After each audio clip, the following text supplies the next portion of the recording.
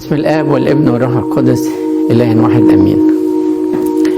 كان في رقاصة وحشة جدا، انت عارف بقول لك القصة على طول لأنها قصة عجيبة.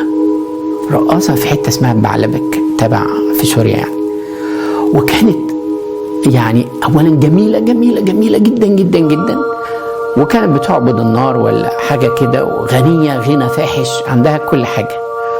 وفي يوم كانت بتتمشى جنب بيت من البيوت كده، فلقيت واحد كان اسمه القديس جيروم، بس هي طبعا ما تعرفوش، وكان ده من فلسطين. وكان القديس جيروم قاعد عند الراجل الغني ده في بيته يعني. فوهي ماشية سمعته بيقول حاجات غريبة قوي، بيقول: يا رب يسوع المسيح ارحمني أنا الخاطئ، يا رب يسوع المسيح أيها الإله الحبيب، أنا بحبك جدا يا رب. طبعا استعجبت وقعدت جنب الشباك تسمع مين ده وبيسجد لمين وبيكلم مين. أنا عمرها ما شافت حد بيحب الإله بتاعه الحب ده كله. فضل القديس جيروم طول الليل يصلي وعمال يسجد لربنا وفرحان قوي بيه. فقالت: هو معقول في إله ممكن يشبع الشبع ده كله؟ في إله ممكن يفرح الناس دي كلها، الإنسان ده كله؟ ذهلت جدا لأنها كانت هي عمالة بتدور على الحب ومش لاقيها خالص، مش لاقية راحة أبدا، لا في الناس اللي عرفتهم ولا في الغنى ولا في أي حاجة. والتاني هيمان بإله وعمال يكلمه طول الليل وبيقول له كلام حلو قوي. فرحت له تاني يوم وقالت له: لو سمحت كلمني عن الإله بتاعك اللي انت بتحبه ده، لأن أنا مش قادرة أصدق إن في حد ممكن يحبه إله كده.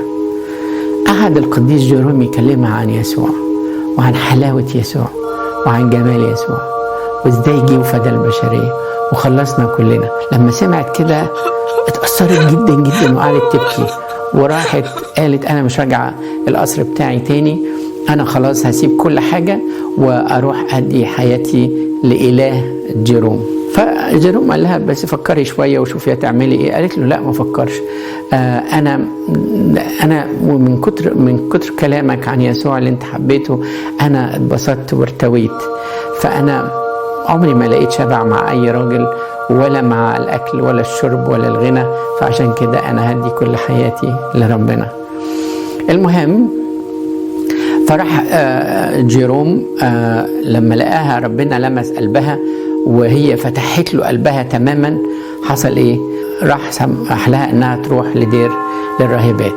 ولما راحت دير الراهبات قفلت على نفسها وقالت: انا ما استاهلش اقعد مع الراهبات خالص، انا مليانه شرور وهم كلهم قديسات، فانا هسيب عاوز اقعد في حته لوحدي. فالقديس قال لها، اداها مكان عشان تعيش فيه، وقال لها ما تتكلمش خالص غير 3 كلمات. ايه هما؟ قال لها تصلي لربنا لان هي مش عارفه تصلي اصلا. قال لها ما تقوليش غير: يا من خلقتني واحببتني ارحمني وعرفتني بذاتك. وقفلت على روحها القلايه 10 سنين، يحطوا لها شويه خبز وميه وملح قدام الباب وخلاص على كده، ما حدش يعرف عنها حاجه. 10 سنين. بعد 10 سنين اتغيرت خالص أبدوكسية وبقى شكلها مختلف تماما عن الشكل القديم، وبقت ما بتفكرش في حد خالص غير ربنا يسوع المسيح بس، وعرفته وحبته بشكل عجيب. كان في أمير بيدور عليها السنين دي كلها، والأمير ده ابن الملك، فعرف إنها موجودة في الدير الفلاني، فراح للدير وقال لهم: إذا ما جبتوليش أبدوكسية دلوقتي أنا هحرق الراهبات وهحرق الدير كله. فرحت راهبة من الراهبات جريت عليها: الحقينا أبدوكسية، الحقينا، ده الأمير بيدور عليك وقال لو ما شافكيش دلوقتي هيولع فينا كلنا ويولع في الدير. فقال لها: لا ما تخافيش، انت بس ايه سيبيني انا هروح له. وراحت له، طبعا ما عرفهاش لانها شكلها كله اتغير، بقت ناسكة كبيرة قوي. فقالت له: انت عايز مين؟ قال لها: عايز أبدوكسية. قالت له: الأبدوكسية اللي انت بتطلبها دي ماتت من 10 سنين. قال لها: لا انت بتخدعيني وبتكذبي عليا. قالت له: لا مش بخدعك، انا بقول لك الحق. طبعا القصة بتقول انها فعلا كانت جميلة جدا جدا، وعشان كده هو ما عرفش من كتر الصيامات وكده، ما عرفهاش بعد 10 سنين. فحاول يأذيها، حاول يمد ايديه عليها ويأذيها، ولسه الملك ابن الملك هيمد ايده عليها، رشمت الصليب ورشمت الصليب عليه، فلقيوا الارض انفتحت وبلعت الامير هو وال100 عسكري اللي معاه. ايه ده؟ ايه ده؟ منين القوه دي؟ ايه اللي بقت زي ايليا النبي دي؟ ايه الهيبه دي؟ كانت فين الهيبه دي قبل كده؟ لا، ما هي اصبحت دلوقتي زي بولس الرسول ما بيقول: احيا لا انا بل المسيح يحيا فيا، في غلاطيا 22. ففعلا اتغيرت. اللي في المسيح بيبقى خليقه جديده، هي بقت خليقه جديده، ما بقتش افدوكسيه القديمه، بقت افدوكسيه الجديده. طبعا لما حصل كده مات الامير، والملك سمع وقال: دي ساحره، انا اروح لها بنفسي. وفعلا راح حوالين القصر، علشان حوالين الدير، جاي يولع في الدير. فراحت ايه لما قالوا الافدوكسيه طلعت جري وقالت للملك: انت بالراحه بس شويه، انت جاي تولع في الدير ولا جاي عاوز ابنك؟ قال لها: ابني؟ انت مجنونه، ما انت قتلتيه. قالت له: يعني انت عاوز ابنك؟ قال لها: اه. قالت له: ده سؤال بسيط خالص، يعني انت لو عاوز ابنك انا ممكن اقول لالهي انه يرجعه. قال لها: لا، انت فقدت عقلك فعلا. قالت له: انا مش ساحره، انا ليا اله قوي ممكن يعمل اي حاجه. انا من كل اللي عملته ان انا رشمت عليه الصليب عشان كان بيأذيني، الارض انفتحت وبلعته هو العساكر، فربنا بيدافع عني لاني بنته.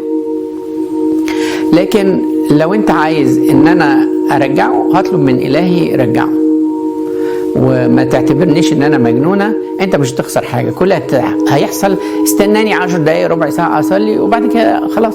قال لها: خلاص مفيش مشكله، هستنى. وقفت افدوكسيه تصلي لربنا بلجاجه وقالت له: يا رب الناس دي ما تعرفكش، يا رب الناس دي ما شافوكش، انا عرفتك يا رب، فتح عيونهم علشان يعرفوك ويشوفوك زي ما انا شفتك، ارجوك يا رب. وقعدت تصلي بدموع وتصرخ لربنا عشان يكشف عن عيونهم العمى اللي هم فيه ويشوفوا فعلا يسوع الحقيقي. وبعد ما خلصت الصلاه راحت الارض انفتحت ورجع الامير سليم صحيح تاني، زي كانه ما حصلوش حاجه، رجع من الموت. وابتدى يحكي ليهم انه راح الجحيم، وانه كان مكان مظلم جدا او الهوية يعني، وشاف واحد منور جدا وعرف ان هو ده الاله يسوع المسيح اله افدوكسية. ومن اجل صلاة افدوكسية يسوع قال له: من اجل صلاة افدوكسية بنتي انا هدي لك فرصة تانية، وامن الامير وامن بالمسيح وبقى راهب. وبعد كده سنة تنيحت رئيسة الدير، فالراهبات رشحوها تكون رئيسة الدير، فرفضت بشدة، ولما ضغطوا عليها جامد وافقت انها تطلع من القلاية بتاعتها يومين بس تشوف كل امورهم او تدربهم. الافدوكسية الشريرة الرقاصة بقت القديسة افدوكسية اللي ممكن تعمل معجزات. انا يا رب ممكن ابقى كده؟ انا حاليا شرير جدا، انا وحش قوي، انت ممكن تغيرني يا رب، ممكن تخليني زي افدوكسية. انا مش عاوز اعمل معجزات، بس المعجزة الوحيدة اللي انا عاوزها تحصل في حياتي زي ما حصلت في حياة افدوكسية، اني اشوفك، اني اعرفك، اني ارتبط بيك. انا مش عاوز يبقى لي هيبة ولا قوة ولا اي حاجة، لكن انا عاوز بس احبك زي ما افدوكسية حبتك، وارتبط بيك زي ما هي ارتبطت بيك. ربنا يدينا كلنا حبايبي ان احنا نبقى مع المسيح على طول، لإلهنا كل مجد وكرامة من الآن والى الأبد، آمين.